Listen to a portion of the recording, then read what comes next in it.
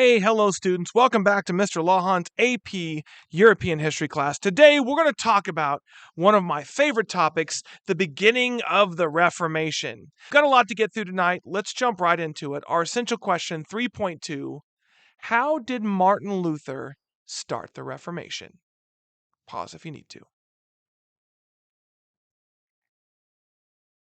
Okay, let's talk about Europe on the eve. So, Europe right before the Reformation, okay? The Reformation is going to begin in the German states and Switzerland in the Holy Roman Empire. Now, you might be like, what the heck is the Holy Roman Empire? I think I've already told you before, but the Holy Roman Empire is this blob right here on this picture. Okay, this is a map of Europe. All right, to the south is Italy. You can barely see it. To the west is France. Okay, just north of this blob and to the west is England. But anyway, this huge blob of color is the Holy Roman Empire. And well, by the way, I feel like I have to say this. When you're talking about the Holy Roman Empire, because of the meme gods, you have to say the Holy Roman Empire was neither holy nor was it Roman. Now we can move on. Now, let's talk about what the Holy Roman Empire was. It was just a big mass of a lot of independent states. Every little blob of color there is its own independent state. All right. Now, Germany's not a nation yet. It will be in the 1800s. Austria's not a nation yet. It will be later. A lot of these modern nations like Germany, places like that, they will come around later. So there is no nation of Germany, but there are German states that speak German and, have German culture. Okay?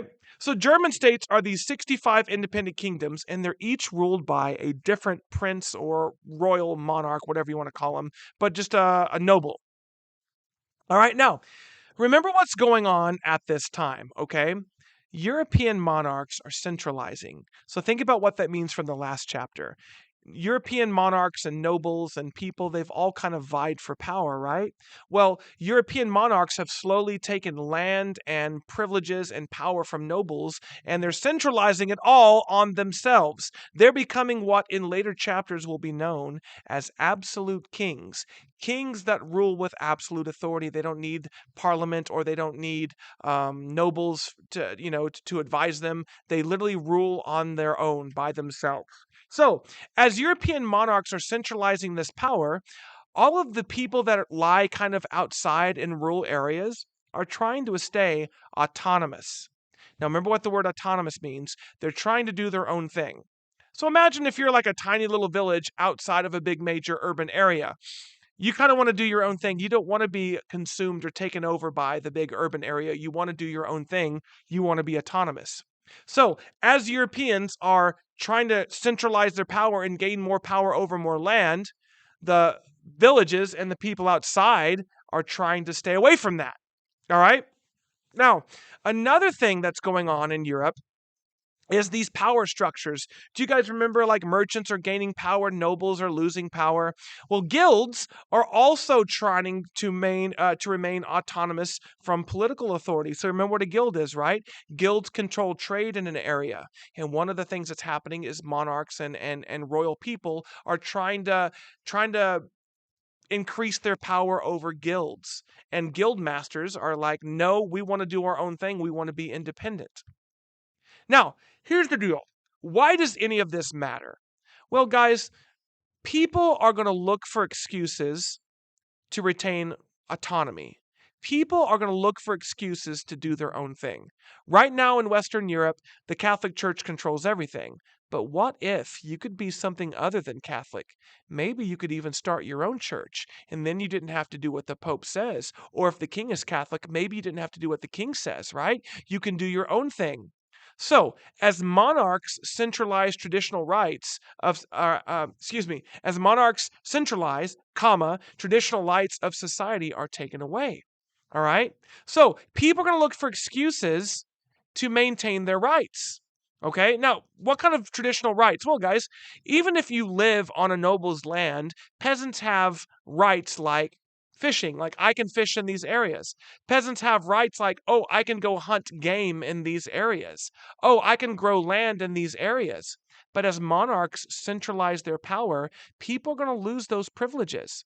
And like I said, religion is going to be a way that people can stay autonomous. Pause if you need to.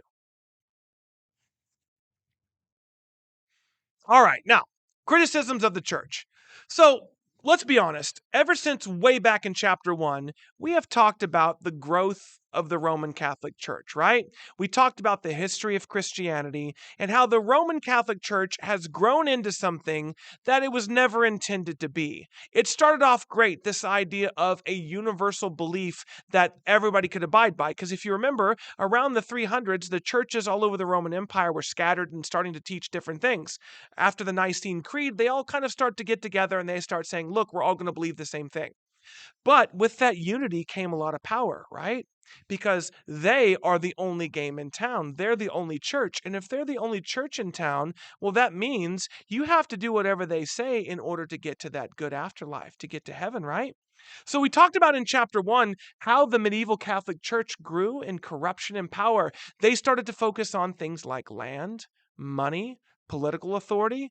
Uh, they started focusing on waging wars, controlling kings. And guys, we also started talking about in chapter 1 how people like John Hus and the Lollards called them out for their lack of spirituality, called them out for their focus on money. Remember, John Hus was burned at the stake for criticizing the Roman Catholic Church. And then during the Renaissance, we talked about Erasmus, right? Erasmus continued this criticism of the Roman Catholic Church. Lorenzo Valla pointed out that some of the documents that the Catholic Church claimed gave them authority over land were forged and lies and created by the Catholic Church. So all of these criticisms are mounting against the Roman Catholic Church. Why? Because the Roman Catholic Church in the 1200s and the 1300s and the 1400s and the 1500s was focused on political power. They were focused on land. They were focused on money. Remember the last chapter we talked about the Borgia family, right? The family of the Pope, and how the Pope Alexander the Sixth and Julius the Second were trying to gain advantages for their families, right? And trying to gain land. Okay? They were competing with each other. It wasn't about Christianity. It wasn't about teaching people about Jesus or helping the poor anymore. It was about land, money, and power. Now, one of the practices that's going to get some of the most criticism is the selling of benefices. Now, you might be like, all right, Lohan, what is a benefice? Well, guys, best way to explain it is this. It's a church office where a bishop was supposed to live in an area, minister to the people, and preach and things like that. So let's say, guys, you divide up your state into certain territories, right? Every territory is a benefice, and every territory had a bishop that was in control of that benefice, right? Or that territory in your state. Now, the bishop was supposed to preach, minister to the poor, and do all of those things. And another job of the bishop was to collect tithes, right? Money, okay, for the church. You know, you go to church, you drop the little money in. Well, here's the deal, guys. It stopped being about bishops going and doing their job, which is preaching to the poor, ministering, and helping. Pretty soon, guys, what happened was bishops started to bid for a benefice. All right. So let's say, a cardinal would be like, hey, this benefice is now unoccupied. Who wants it? And then wealthy bishops, they would all bid the highest price to see if they could control that benefice. And then, guys, the bishops wouldn't even live in that area. They wouldn't go preach to people, and they wouldn't do anything that they were supposed to do. All they would do is just collect money from that area. Well, think about that, guys. One of your jobs is to get out there and preach and help people, but you're not doing that. You are literally just living away and collecting money from that area. Guys, how unspiritual is that? So, one of the biggest criticisms is selling people benefices rather than putting people there that will actually go there and work and labor and minister and help the poor. So that's one of the biggest criticisms, guys, is bishops aren't doing their jobs. They're just sitting back and collecting money. Now, like I said, bishops would often bid for benefices, and the church would sell them to the highest bidder. There's another word for this, guys. It's called simony, and it comes from this passage in the book of Acts in the New Testament, where this guy named Simon the sorcerer sees the apostles performing miracles, and he asks, hey, I want to buy this power from you. I want to buy the power of God. And then Simon the sorcerer is rebuked by Peter. And Peter says, like, how dare you try to act like you can buy the power of God? So, guys, that's kind of what people looked at as buying benefices as, hey, you're trying to make money off God. And that's exactly what they were trying to do. So that's a big criticism of the church, but it's not the biggest criticism of the church. That we will talk about next. Pause if you need to. All right, now the big one, the one that's going to cause the biggest problems, the selling of indulgences. Okay, so recall, guys, back, I don't know, 1 or 2 chapters ago, that we learned about the Roman Catholic Church inventing this thing called an indulgence, all right? Now, Roman Catholics believe in this idea called purgatory.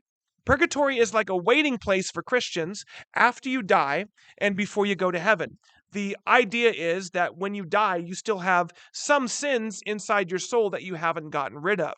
So what has to happen in purgatory is your body needs to be your soul, not your body, but your soul needs to be purged from these sins with fire. It's very unpleasant. But once you get all your sins purged out of you, then you can proceed to heaven.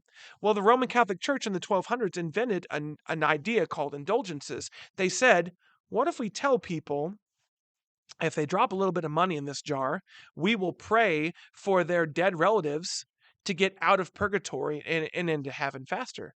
Now imagine that. If you're a peasant and you've got dead family members and you're like, "Oh my goodness, I don't want my family members to be burning in purgatory. I want them to go to heaven." And a priest says, "Hey, all you got to do is drop a little money in the box and I'll pray your family member into heaven." What are you going to do? You're going to drop that money in the box, right? So that's what an indulgence was, guys. It was a way for the Catholic Church at the time to make money. And by the Renaissance, by the time, guys, or excuse me, by the Reformation and the Renaissance, you could even buy an indulgence for yourself. You could buy so many indulgences that when you die, you just went straight to heaven. You didn't even have to die and go to purgatory. You were just like, hey, I'm just going to buy a whole bunch of indulgences now. All right. And that way, when I die, I'll just go to heaven. But once again, guys, this was a doctrine that was invented by the Catholic Church around the 11 and 1200s. All right. So indulgences were a big money maker for the church. Not only that, guys, but if you were a local noble lord and the church was in your territory, you got a little cut of that indulgences and you got a little piece of that money. So, guys, indulgences are a big moneymaker. Such a big moneymaker, guys, that the Vatican is going to expand and use that money to build on to their church. I'll show you pictures later on when we talk about the Baroque period, but one of the biggest feats of Baroque architecture is what's called St. Peter's Basilica. All right? But we're going to talk about, guys, how this money just is used to to enhance the power and wealth of not only the Roman Catholic Church, guys, but also of the monarchs and the princes and the kings who control the area that the church is in. Now, another criticism against the church, guys, is if you are a church official, like a priest or a bishop or whatever, you are exempt from secular laws, courts, and rules. If you commit a crime, if you break the law of a king, then you don't get charged by the king. You go get charged by the church. And the church is very often to let you off easy rather than a king that might hold you accountable. So churches follow different rules, different courts. Another thing, guys, is that they are not required to perform military duties. You see, guys, if you are in Europe and you're a male, you are required, if you go to war, to go and fight. But guys, churches get out of that. If you're a bishop or you're a minister, you don't have to do that. Why? Because it's a privilege of being part of the clergy. Another big privilege, guys, is that you argue that you are exempt from taxes. Do you guys remember the last couple chapters where France and England in the Hundred Years' War tried to tax the church, right? And then the popes issued papal bulls saying that, hey, we do not have to pay taxes to kings. So, guys, churches are exempt from taxes. Once again, if you're a poor peasant and you're having to pay taxes and you see this wealthy bishop wearing expensive clothes and he doesn't have to pay taxes, you feel that something's wrong there, right? So this just increases the criticisms of the church. So, guys, even before the Reformation starts, there are heavy criticisms being leveled at the corruption and the wealth of the church, which is going to lead to the Reformation. Pause if you need to. All right, guys, let's talk about one of my homies, Martin Luther. All right. Now, we're going to talk about Martin Luther, guys. I'm not talking about Martin Luther King Jr., the civil rights guy. That's in the 1960s. We're talking like 400 years before that. So, Martin Luther, who is Martin Luther? Well, I'm not going to go into a huge backstory about Martin Luther. We could talk about, his training, his parents. I guess I am going to go into a bit of a backstory. Why not? His parents wanted him to, or his father wanted him to be a lawyer. He had some training in law, but guys, he was in the middle of a lightning storm, so he says. And guys, he was terrified. He thought he was going to die in the middle of this horrible storm. And he cries out to Saint Anne, the patron saint of travelers. He cries out to Saint Anne, please, if you can talk to God and not let me die in this lightning storm, I will devote my life to God. And sure enough, he didn't die in a lightning storm. And guess what he did? He joined the clergy. He became a priest, much to his father's dismay that spent all that money sending him to law school. So Martin Luther, guys, becomes a Catholic priest at Wittenberg, Germany. He's all over the place, guys, but when he does his big thing, it's at Wittenberg, Germany. So he's a Catholic priest, because remember, guys, at this point, nothing exists in Western Europe except Catholicism, right? That's if you're a Christian, you're a Catholic. All right, now Luther goes to the university, guys, and he earns a doctorate in theology. Theology means just the study of religion.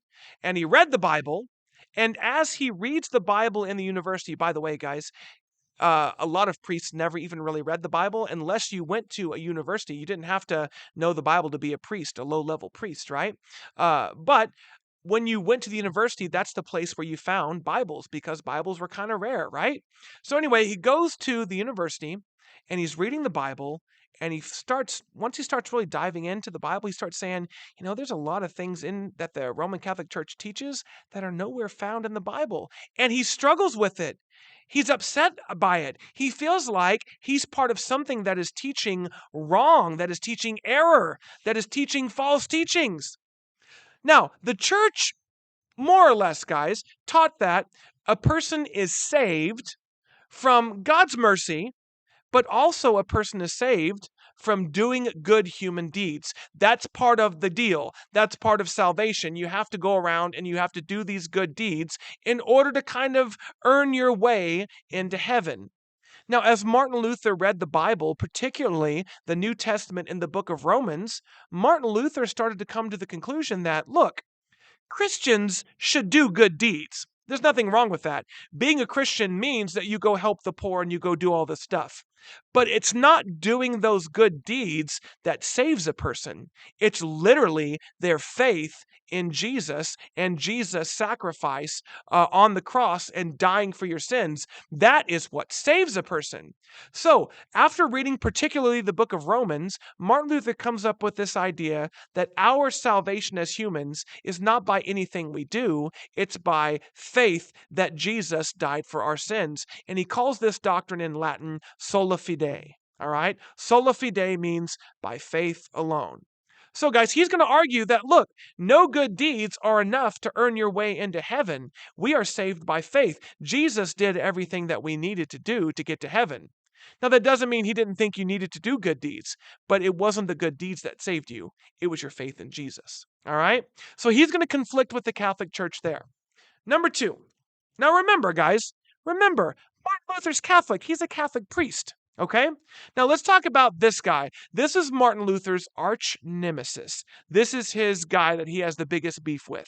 His name is Johannes Tetzel. All right, guys. Now, Tetzel is also a Catholic priest, and he is notoriously good at selling indulgences. So he's an indulgence preacher. He'll go set up shop in the middle of a town, guys, and he'll preach these scary sermons, and he'll tell people, he'll terrify people, and he'll say, "Oh, I can hear your mother. She's screaming from purgatory. She's burning. She's writhing in agony. Why won't you drop a little coin in the jar? Why won't you put money in this box, and I'll pray your mother into heaven." So he was a preacher that preached these scary sermons, and he frightened people into buying indulgences. We'll read some of his sermons later on when you come to class, guys. And he's also got catchy little jingles where he gets people to buy indulgences. So Luther becomes a heavy critic of Johannes Tetzel. Like I said, Tetzel is Martin Luther's like sworn enemy. Okay, so he becomes a strong critic of not only indulgences, but specifically Tetzel for selling indulgences. If there was like Twitter or X back in the day, man, these guys would have been tweeting like crazy or Xing. Do you still call a tweet and a tweet because it's Twitter? What do you call a comment on X? Do you still call it a tweet? Because it's not Twitter anymore. I don't know, guys. That's off the topic. But if Twitter existed, they would be at each other on Twitter. Pause if you need to. Okay, guys. The 95 Theses. Well, on October 31st, 1517, Luther writes 95 arguments on why indulgences specifically are wrong, but not only that, he criticizes other practices of the Roman Catholic Church too. And what he does is he posts these arguments on the door at his church there in Wittenberg, Germany. Now, when you posted something on the door of the church, it was kind of like posting something on your social media wall. People are intended to read it and comment on it and talk about it. So Martin Luther thought he was going to start a discussion about reforming or fixing the problems in the church. But boy, was he wrong. He is going to start something, guys, that is going to bring Europe into warfare. All right, with his 95 Theses. Now, guess what happened? After he posted it on the church, guess what the little printing press started to do? They started to print off his 95 Theses and spread it all over Germany and pretty much all over Europe. Pretty soon, guys, everybody's reading about how indulgences aren't in the Bible, and people are going to start being like, what? We're being lied to? What else is the Roman Catholic Church lying about? And guys, boy, is that going to start some beef. Pause if you need to. All right. Now, before we talk about anything further, guys, we need to talk about some political things going on in the background that are surrounding Martin Luther, okay? The first thing we're going to talk about is the election of this guy named Charles V. Now, remember, Germany is part of the Holy Roman Empire. And guys, the Holy Roman Empire is that big blob of independent states. But all of the independent states kind of acknowledge there's this guy named the Holy Roman Emperor, and he kind of rules over all of the Holy Roman Empire, but he doesn't really have a lot of power, okay? But everybody kind of knows it. So the Holy Roman Emperor, guys, is actually elected by, I think, 20 or 25 people, wealthy nobles, that are called electors. And what they do is they kind of go out and campaign for their homie of who they want to elect, and basically they collect money, and basically whoever donates the most money to the campaign becomes the new emperor. It's pretty much like the presidential election, all right? So the German states, guys, here's the deal. They want to kind of be left alone. They want more autonomy from the Holy Roman Empire, and they want to elect a Holy Roman emperor that will kind of leave them alone a little bit, all right? Not completely leave them alone, but let them kind of do their own thing. Now, here's what happens. Luther's 95 theses cause a shockwave to go through Germany. All right? The Roman Catholic Church is angry. They're like, oh my goodness, look at what this guy's saying. So they summon Luther to Augsburg, all right, which is in the Holy Roman Empire. They summon him to Augsburg, and they say, you're going to answer for your 95 theses. But the problem is, the Holy Roman Emperor at the time, Maximilian I, dies before Luther ever gets called to stand in front of anybody. So Luther kind of gets off the hook for a second. He was getting called to answer for his 95 Theses, right? Now, what happens is a 19-year-old Charles V gets elected from financing by the Habsburgs and the good old Fugers that we talked about, not too long ago. These wealthy bankers, they financed this guy to get elected. Now, another elector that voted for this guy was Frederick the Wise. Now, you need to remember this guy's name because when it all goes down, Frederick the Wise is going to have Martin Luther's back. All right? We'll talk about the Habsburgs a little bit later. They are a family that rules the Holy Roman Empire for a very long time, and we'll talk about them later. They've got some interesting stories about them. But anyway, Charles V, guys, gets elected as the new Holy Roman Emperor, and Frederick the Wise is one of the guys that elected him. Now, here's the deal. Basically, a deal was made between the German states, the electors like Frederick the Wise, and Charles V. And they said, look, we are going to help get you the emperor, but you got to give us more autonomy. You got to let us have our own councils. You got to let us kind of have our own government and not get in our way. Charles V agrees, and bam, he gets to be the Holy Roman Emperor. All right? Now pause if you need to. Okay, Luther gets in trouble.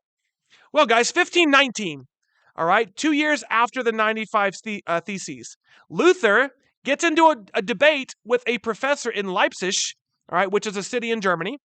And in this debate, he is really going to bring the anger of the Catholic Church down on him. Because in this debate, which everybody's going to write about and everybody's going to print about, he's going to argue that the Pope was not infallible. Now, infallible, you might be like, what does that mean? It means, guys, the Pope is not perfect.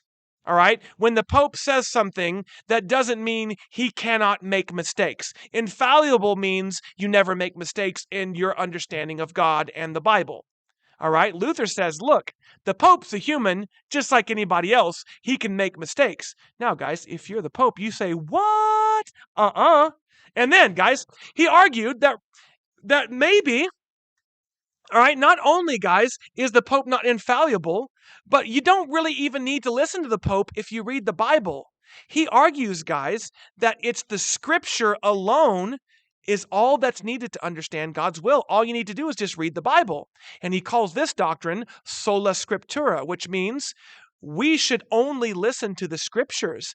And if somebody, even the Pope, contradicts the Bible, then we shouldn't listen to him. Whoa, guys, is he digging himself a hole? He also defends John Hus. He says the Catholic Church was wrong to burn this guy alive 100 years ago. Once again, guys, he is digging himself a hole that it's going to be hard to get out of. And then finally, guys, Luther starts writing pamphlets encouraging German princes to basically go to all the churches in Germany and force them to stop selling indulgences and fix these problems. Guys, do you see? He is just adding up things for the Roman Catholic Church to be mad about. But wait, there's one more thing. Now, we didn't really talk about this, guys, but basically, the Catholic Church believed that there are 8 sacraments or rituals that every Christian has to partake in. Luther says there's only 2 sacraments. Actually, the Catholic Church is wrong. And those only 2 required religious rituals are baptism and communion. Everything else, the Catholic Church is wrong about. So, for the next 2 years, guys, Luther is going to dig himself into a hole by going and criticizing the Catholic Church more. And every time he criticizes something, guys, it just gets printed and spread, which leads to the very last thing. Pause if you need to. The Diet of Worms, all right? I know it says diet, but it would have been pronounced Diet. And it looks like worms, but it was actually pronounced Worms, which was a city, all right? So anyway, guys, the Diet or Council of Worms, all right? So in 1520, Pope Leo X issues a papal bull that condemns Martin Luther and his teachings. And in 1521, he is called in front of Charles V, the new Holy Roman Emperor, in Worms, the city, in front of a Diet or a council. So imagine, guys, Martin Luther is going to stand in front of the new young Holy Roman Emperor, and he's going to stand in front of the church, and he's going to have to answer for all of these criticisms. So the Diet ordered him to recant. Recant means take back what you said and say and tell everybody that you're wrong. And guess what Martin Luther says? I can't recant. I just came up with that. I can't do it. All right? I will not recant. What I said was right. You guys are wrong. And he was excommunicated, which means, guys, he was essentially kicked out of the church, denied communion. Guys, he is no longer pretty much a Christian. Now, you might be thinking he's in trouble. He might be facing getting burned at the stake. But luckily, guys, his homie is Frederick the Wise. So Luther's friends sneak him out of Worms in a disguise, and they lead him to Frederick the Wise. And under Frederick the Wise, guys, under Frederick the Wise, Martin Luther is going to be protected. He's going to translate the New Testament into German, the vernacular, And guys, more and more people that can read are going to start reading the Bible for themselves. Now, guys, what Martin Luther does not understand is he has just started some serious stuff. Guys, that's the end of the notes. I'll see you in class.